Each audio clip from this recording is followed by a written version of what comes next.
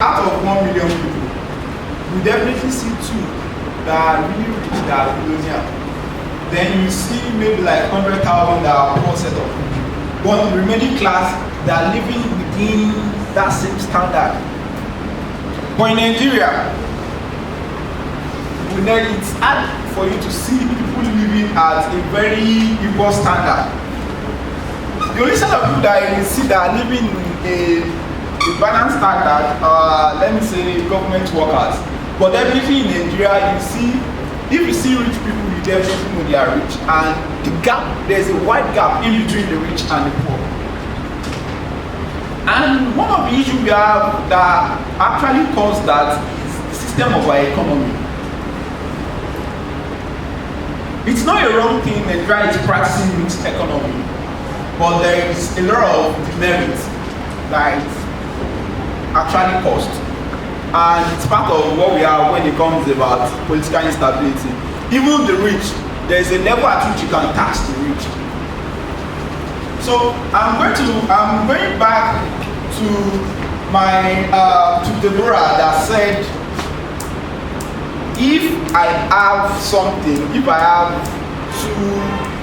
10 naira, I should be able to share out of that 10 naira, I should be able to share 7 naira with others, right? Then I keep 3 naira for myself and my family, right?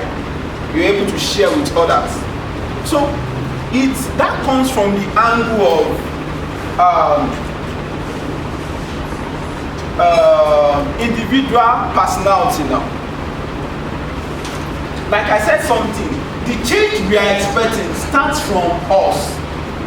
The change we are expecting starts from us, and anything we want to achieve in life, we need to also try as much as possible to think about impacting others. So if what you are achieving in life does not create value, does not meet the need of others, then it doesn't worth it. So most of those aspirations that we have, it has to be aligned in meeting the need of others. That is when we can have a reduced inequality, a reduced gap in between the rich and the poor. So I was explaining the first pillar, which is people, and which talks about we having more employment opportunities, more job opportunities for Nigerians, let me say the youth. When we have a system that thrives where it's easy for business to survive, when we have a good system that not just okay, she talked about political instability. When we have good policies, it helps to build the economy well. So another pillar of sustainable development which I'm going to discuss is the planet. I've talked about it earlier. We have to be responsible for everything we use. There is a part of the sustainable development goal which talked about our consumption pattern and our production pattern. For everything you use, even within how we dispose it, when we are talking about circular economy aspect, they will definitely talk more about this aspect when it comes to the planet, because it has to do with the environment. We having a clean and safe environment that's not going to affect, that's not going to endanger our health, that's not going to endanger the life on land. I mean life on land, animals, even the trees. That's not going to endanger the life on water. That is not going to endanger the atmosphere. Like a very good example is when you go to Lagos now, and when you come to somewhere like Ekiti State, the weather you feel, the way you feel. Another part which I will talk about is gender equality, empowering our young girls, empowering women, whereby you don't just have to give opportunity for the male, not the male alone. Definitely within the political system, like my friend that wants to become a politician, when you are thinking of aspiring, try as much as possible to work with women. Not because women they are ever sent from God. Women, if you help people actually indeed work with women, there is this attribute women has in which they, I won't say they perform excellently well than men. I won't say that. But they can do anything to achieve anything. Which has to do with gender equality. Even at home, when you are giving duties out, it has to be balanced. Like there was a day I was sharing something, some particular setup, and okay, let's say I'm to give my friend 2 loaves of bread, and I know that she can't finish 2 loaves of bread. And I said, because you can't finish 2 loaves, I'm going to give you the loaf of bread. You have to change that mindset. Give her the 2 loaves first. So if she says that, no, sir, I can't finish, it's fine. But if we don't have that mindset, we keep depriving the females of their level of needs. And another part which I have to talk about is the access to good water, sanitation. I've talked about it when it comes to our environment and affordable energy. Like when you more get to work. Okay. Like when you have work, without work, I'm not sustain your need. You cannot take care of your need. But you have work that you are doing. All right. Let's start for. There's only one person now about that view of that. Okay.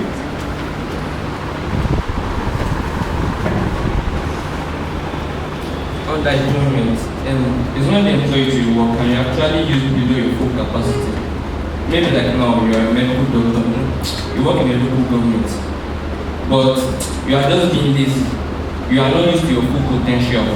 But when you are employed, when you are fully employed, meaning that you are using the skill within you to actually get the best results. But under employment, you are not using your skill to get what you want. You are just being employed. You are not using your skill at all.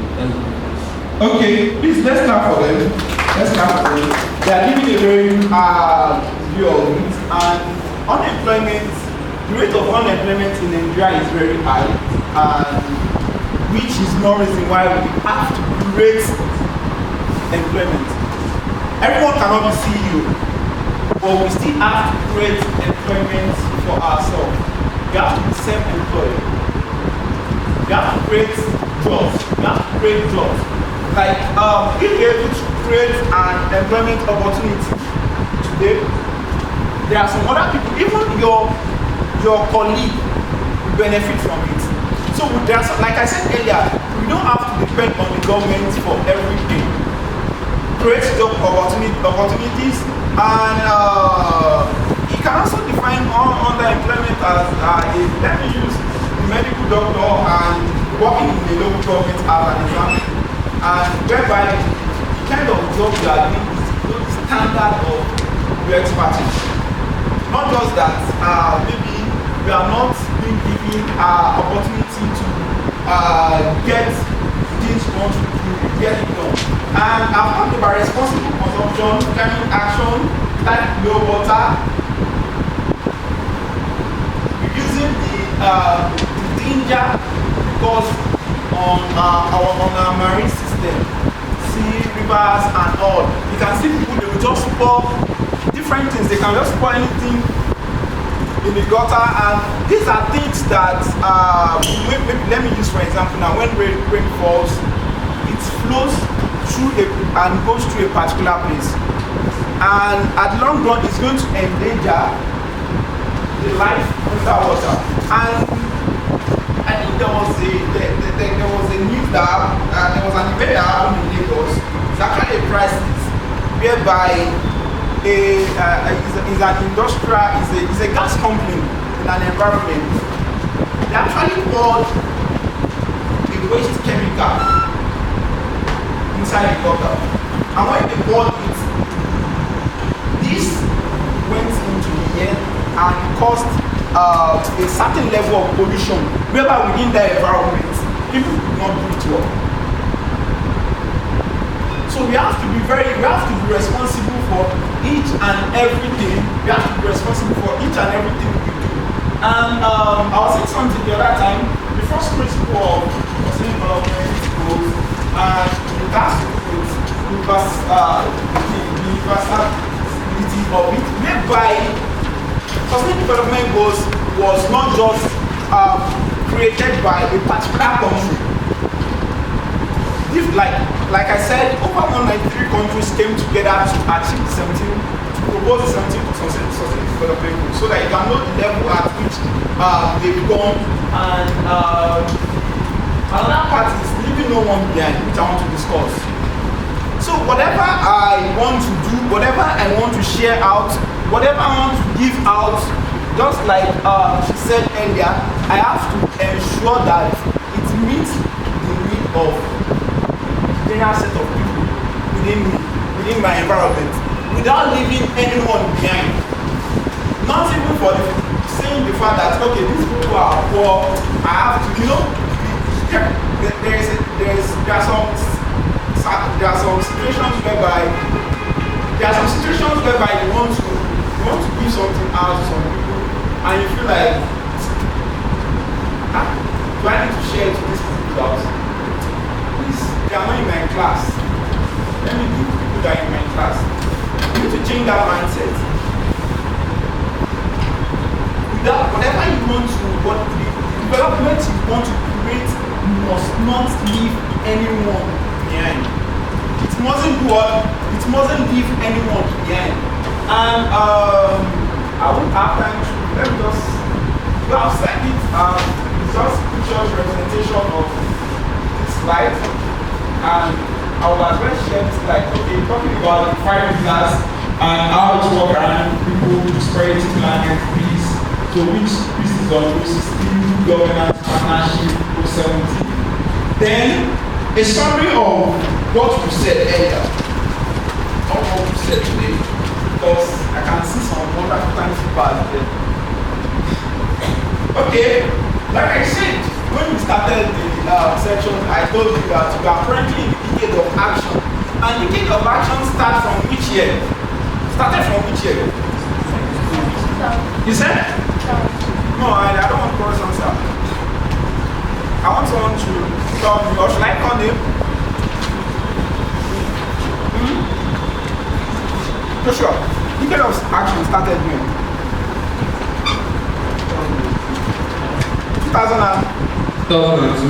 No, decade of action did not start 2002. Is anyone that wants to answer? I'm not going to answer that. Okay, let me go over it again. Sustainable development was actually built upon, and it started from Agenda 21. Agenda 21 came on board in 1992, and from Agenda 21, it was built, and it's all on reducing poverty then. Please come to the extreme front. I can see some papers here.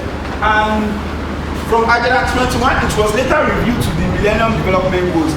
Millennium Development Goals started in year 2000, and it was run between year 2000 and 2015 for 15 years. In September 2015, the United Nations state members came together to review their achievements of Millennium Development Goals, which was just 8 goals then, and proposed the 17 Sustainable Development Goals, which started in 2015 and is meant to run for 15 years, 2015 to 2030. But in 2019, Sustainable Development Goals were evaluated, the level of achievement were evaluated. I think Nigeria ranked like, it was like 149 or 152 out of the 193 countries. You can see that we have a long way to go. Amongst when we are talking about achieving sustainable development goals, there is, we always have this always have this grading system in our school, like excellence, very. Amongst these goals now, which I've mentioned, which one is your major goal of interest? Which one is your major goal of interest? Which one do you have interest in more? Then I do have my agriculturist. Then testimony. Okay. Gender equality. Okay. Why gender equality? Because I think if everyone is treated equally, Please use the mic very well. if there is gender equality, we will be able to achieve all of that, like no poverty. If there is gender equality, where it's not only the man that is allowed to participate in decision making, if the woman is also allowed to go out to make some money, some materials for the family, maybe we'll be able to eradicate, maybe we'll be able to prevent or reduce poverty in our community or in our country. Okay, let's clap for her. But I want to say this again to the female folks that are here. Please don't preach gender equality from the wrong aspect, from the wrong perspective, because you'll be rejected when you get to the outside world. I love the point she made that if women are involved in decision making, if women are involved also to work, I said something when it comes to women in leadership the other time. In fact, there is no organization that I lead, there is no association that I lead. When it comes to finance, I always ensure that it's women that are there. Not because they can keep money, but they know how to make good plans with money. Women, you can give a lady your money and she will spend your money and she will run away. But tell a woman to make a plan with 1,000 naira, no matter what point that lady is, she will still make a plan with it. So please don't preach gender equality from the wrong perspective. Preach it on the right motion and don't do it with pride, please. I want to quote that. So, okay, it was what I called. All right. My goal of interest is quality education, because personally I feel like a lot of children are out on the streets and are deprived of education. So in the future, my aspiration is to develop softwares and applications that can help all these out of school children go to school without actually going to school. Okay. You don't have to physically go to school. So that's like my best goal. Let's start. What is your expertise in app now? I code a lot. You code a lot. Yes. I have an app that I've made. That you've been working on. Yeah. Okay. So another good part of this is we try as much as possible to create a platform for each and everyone that is open for investors to help with. Like, take for example now, this initiative which you mentioned, there are some organizations that are ready to fund you. There are some individuals that are ready to fund you. At your own level, you might not know them, but we know some of them, and I know you are going to achieve it. Please keep strong on that dream, and I see you making progress with that. So, who else? I think I mentioned someone here. Okay.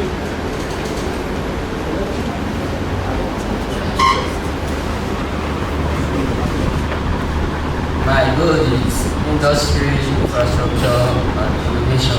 Okay. Tell us why you are aspiring on industry, innovation, and That infrastructure. is because if there is industry in the country, there will be no room for unemployment between the youths. Okay. Okay, there will be no room for unemployment among the youth. Okay, that's a very good point. Whereby we have eco-industrial parks, we have a lot of infrastructures in place. Please, let's clap for him. Let's clap for him. So I have one other friend at the back there. You can see that he's equal now. It's female and girls. Mine is zero hunger and gender equality. So, which one do you want to shoot first? Zero hunger. Zero hunger. Okay, tell us about it. So if I should venture into the line of agriculture, it's just like before, we all know that Nigeria main sector was agriculture before they discovered petroleum. So, and things were quite okay then than it is now. So if I should be able to venture into the line of agriculture, there will be zero hunger and then no poverty, because as a result of having my own establishment, I'll create jobs to those who need jobs. And I also mentioned mass communication too. If I should also go into that line, I'll be able to like make people know about gender inequality and able to make everything equal.